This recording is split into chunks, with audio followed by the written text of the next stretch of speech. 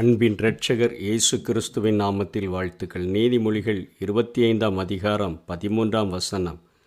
கோடை காலத்தில் உறைந்த மழையின் குளிர்ச்சி எப்படி இருக்கிறதோ அப்படியே உண்மையான ஸ்தானாதிபதியும் தன்னை அனுப்பினவனுக்கு இருப்பான். அவன் தன் எஜமான்களுடைய ஆத்துமாவை குளிர பண்ணுவான் என்று சொல்லி இங்கே சாலமோன் ஒரு கருத்தை போதிக்கிறதை நாம் பார்க்கிறோம். கோடை காலத்தில் அல்லது அறுவடை காலத்தில் சூடு அதிகமாக இருக்கிற அந்த நேரத்தில் ஒரு பனிக்கட்டியை போட்டு ஒரு கூல்ட்ரிங்க்ஸ் சாப்பிட்டா அது எப்படி இருக்குமோ அப்படியே உண்மை உள்ள ஒரு ஸ்தானாதிபதியானவன் தன்னை அனுப்பின தன்னுடைய எஜமானுக்கு இருப்பான் என்று சொல்லி ஒரு ஓமையை சொல்லி அதன் மூலமாக ஓமேயம் என்று சொல்லுகிறமே ஒரு கருத்தை விளக்க சாலமோன் முற்படுகிறதை பார்க்கிறோம். இந்த சத்தியத்தை கொஞ்சம் ஆழமாக அறிந்து கொள்கிறதற்கு ஆபிரகாமினுடைய வாழ்க்கையை எடுத்துக்கொண்டோம் என்று சொன்னால், ஆபிரகாம் 15ஆம் அதிகாரத்தில் ஆண்டவர் ஆபிரகாமை அழைத்து, நான் உனக்கு கேடகமும் மகா பெரிய பலனுமாய் இருக்கிறேன் என்று சொல்லி அவனை ஆசீர்வதித்த பொழுது அவன் ஒரு ஜெபத்தை ஆண்டவரிடத்தில் ஏறெடுக்கிறான். அதற்கு ஆபிரகாம் ஆதியாகமம் 15ஆம் அதிகாரம் 2ஆம் வசனத்திலே, கர்த்தராகிய ஆண்டவரே, அடியேனுக்கு என்ன தருவீர்?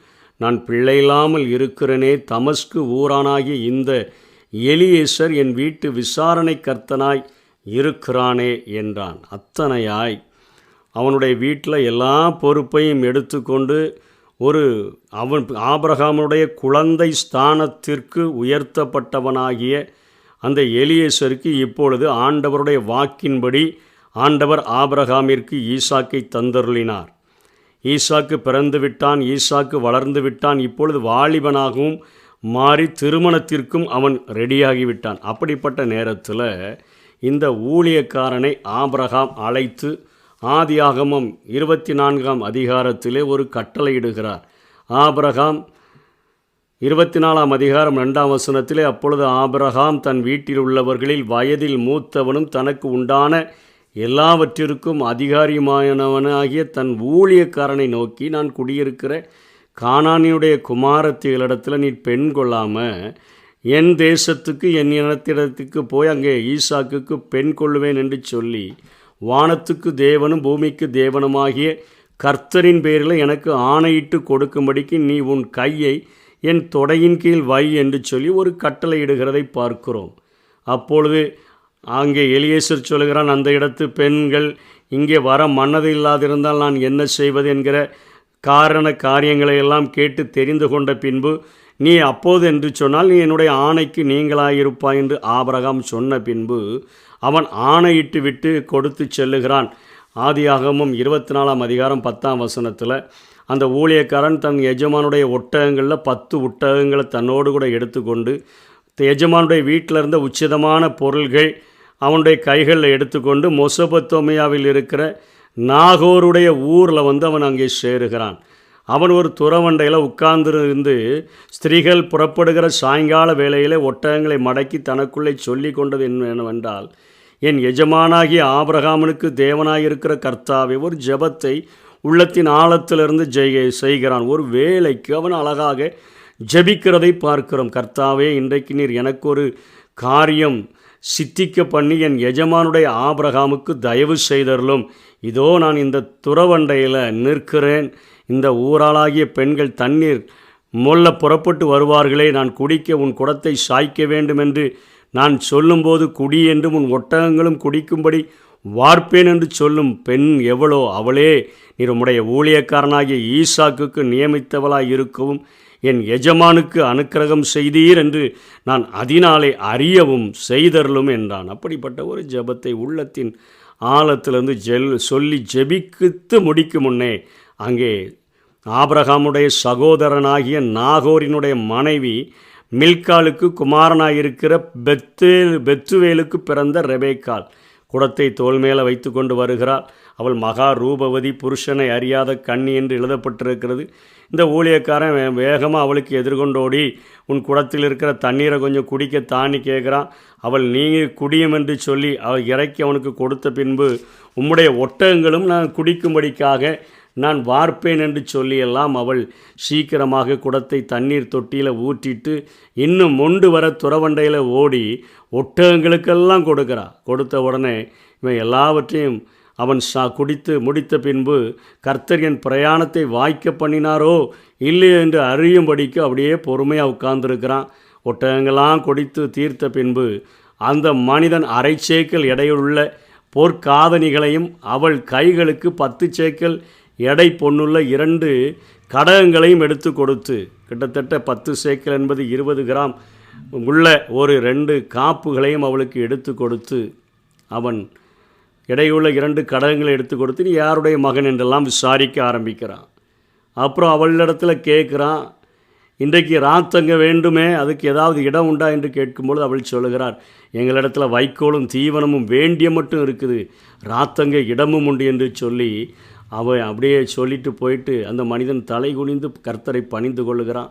அவள் வீட்டில் ஓடி இந்த காரியங்களெல்லாம் தன்னுடைய தாயைக்கு அவள் அறிவிக்கிறாள்.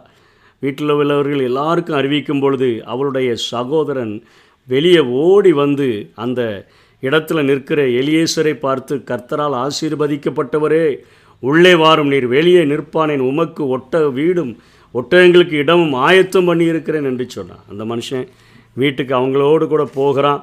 அங்கே போன பொழுது தான் காரியத்தை வெளிப்படுத்துகிறான். இப்படிப்பட்ட ஒரு ஜெபத்தை செய்தேன், ஆண்டவர் இப்படிப்பட்ட ஒரு பொருத்தனை செய்த பொழுது அந்த காரியங்களை வாய்க்க பண்ணினார் என்றெல்லாம் சொன்ன பொழுது அவள்கள் சரி அவளுடைய வாய்மொழியை கேட்போம் என்று அவளிடத்தில் கேட்டபொழுது அவளும் சொல்லுகிறாள், நானும் போகிறேன் என்று சொல்லி.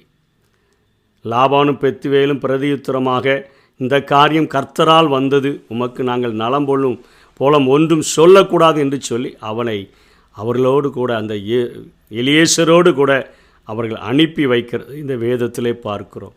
இன்றைக்கி நம்ம ஒரு அழகான பழமொழி சொல்லுவாங்க, கோடு போடுன்னு சொன்னால் அவர் ரோடே போட்டுருவாருங்க. அப்படிப்பட்ட ஒரு உண்மை உள்ள ஒரு ஆளுங்க, அவர்கிட்ட ஒரு பணியை சொல்லிவிட்டு அவ்வளோ ஒரு ரிலாக்ஸாக இருக்கலாம். அப்படிப்பட்ட ஒரு ஆள் என்று சொல்லுகிற அளவிற்கு இங்கே எலியேசர் செயலாற்றினதை பார்க்கிறோம். எபிரேய ஆக்கியோன் எடுத்து எழுதும் பொழுது எபிரேயர் 3ஆம் அதிகாரத்தில் ஒரு தெளிவான ஒரு காரியத்தை சொல்லுகிறார். மோசேயை குறித்து அவர் அங்கே பேசுகிறார். மோசே தேவனுடைய வீட்டில் எங்கும் உண்மையுள்ளவராய் இருந்தது போல இயேசு கிறிஸ்துவும் தேவனுடைய எல்லா காரியங்களிலும் அவர் அத்தனையாய் கிரியை செய்தார் என்பதை சொல்லுகிறான். எபிரேயர் 3ஆம் அதிகாரம் 2ஆம் வசனத்தில் மோசே தேவனுடைய வீட்டில் எங்கும் உண்மையாய் இருந்தது போல இவரும் தம்மை ஏற்படுத்தினவருக்கு உண்மை உள்ளவராய் இருக்கிறார் என்று சொல்லி இங்கே மோசேயை குறித்தும் இயேசு கிறிஸ்துவை குறித்தும் எழுதப்பட்டிருக்கிறதை பார்க்கிறோம். 1ஆம் வசனத்தில், இப்படி இருக்க பரம அழைப்புக்கு பங்குள்ளவர்களாகிய பரிசுத்த சகோதரரே, நாம் அறிக்கை பண்ணுகிற அப்போஸ்தலரும் பிரதான ஆசாரியருமாக்கி இருக்கிற கிறிஸ்து இயேசுவை கவனித்து பாருங்கள், இவர் தம்மை ஏற்படுத்தினவருக்கு எத்தனை உண்மை உள்ளவராய் இருக்கிறார் என்று சொல்லி பிதாவினுடைய பிரியத்தை நிறைவேற்ற வேண்டும். நான் என்னை குறித்து புஸ்தக சூழலில் எழுதியிருக்கிறது, அதை நிறைவேற்றும்படியாய் வந்திருக்கிறேன், என் பிதாவினுடைய விருப்பத்தை செய்யணும் என்கிறதில் எத்தனையாய் உண்மை உள்ளவராய் இருந்தாரோ அதே போல மூத்த சகோதரனாகிய இயேசு கிறிஸ்து நமக்கு உடன் சுதந்திரராய் அழைக்கப்பட்டிருக்கிற நமக்கு அடிச்சுவடுகளை வைத்து போயிருக்கிறாரே, அந்த அடிச்சுவடுகளை பின்பற்றி நாம் தகப்பனுடைய அந்த மிகப்பெரிய வானத்துக்கும் பூமிக்கும் ஆண்டவராகிய அந்த எஜமானுடைய இருதயத்தை ஒவ்வொரு நாளும் குளிர பண்ணுகிறவர்களாக அழைக்கப்பட்டிருக்கிறோம். நம்முடைய ஒவ்வொரு நாளும் நாம் செய்கிற கிரியைகளும் அவருக்காக படுகிற பிரயாசங்களும் அவருடைய உள்ளத்தை குளிர பண்ணுகிறதா? எப்படி ஒரு உலக பிரகாரமான எலியேசர் ஆபிரகாமினுடைய இருதயத்தை குளிர பண்ணும்படியாக கொடுக்கப்பட்ட பணியிலே உத்தமும் உண்மையுமாய் இருந்தானோ அதே போல நாம் அழைக்கப்பட்ட அழைப்பிலே பரம அழைப்புக்கு பங்குள்ளவர்களாக அழைக்கப்பட்டிருக்கிற நமக்கு கொடுக்கப்பட்ட ஆண்டவருடைய பணிகளிலே உண்மையும் உத்தமமாய் இருந்து நாம் செயலாற்றுவோம். ஆண்டவர் வெளிப்படும் பொழுது அவர் தருகிற மிகப்பெரிய ஆசீர்வாதங்களை பெற்றுக்கொள்ளுவோம். அப்படிப்பட்ட கிருபைகளை தேவன் நமக்கு தந்தருள்வாராக. ஆமென்.